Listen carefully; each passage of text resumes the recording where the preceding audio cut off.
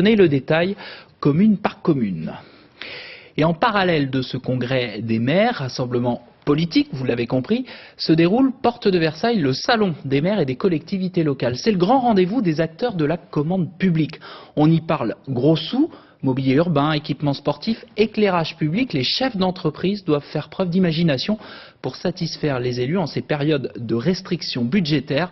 Le reportage d'Arangsa Belderrain et Marc Félix. C'est le supermarché des maires avec des décorations Noël, du mobilier urbain ou encore des panneaux de signalisation. D'ici quelques heures, les 870 exposants doivent être prêts. Avec des budgets municipaux à la baisse, les entrepreneurs, eux, doivent s'adapter. Cet engin cartonne dans les villes depuis 2 ans. Cette entreprise de nettoyage a dû inventer la machine à tout faire pour les maires. Quand il vient ici, que vous lui proposez une solution clé en main et que vous pouvez lui dire attention, vous pouvez encore améliorer la qualité de vie de votre ville, des gens de votre ville, en faisant du lavage, en faisant du désherbage, en faisant du balayage, et ainsi de suite. Bon, après, il y a un problème de budget. Comptez quand même 15 000 € pour une telle machine. Autre stand incontournable, la crémation.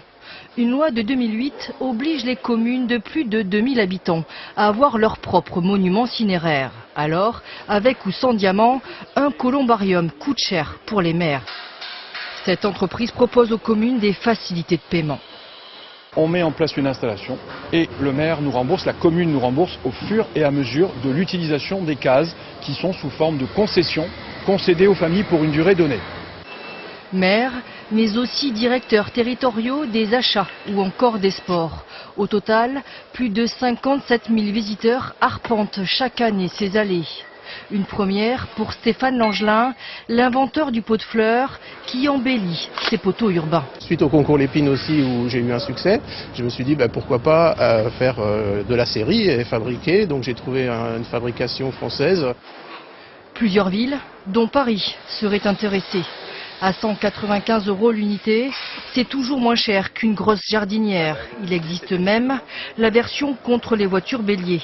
Une invention fleurie pour faire face aux risques terroristes. 30 centimes de plus, un détail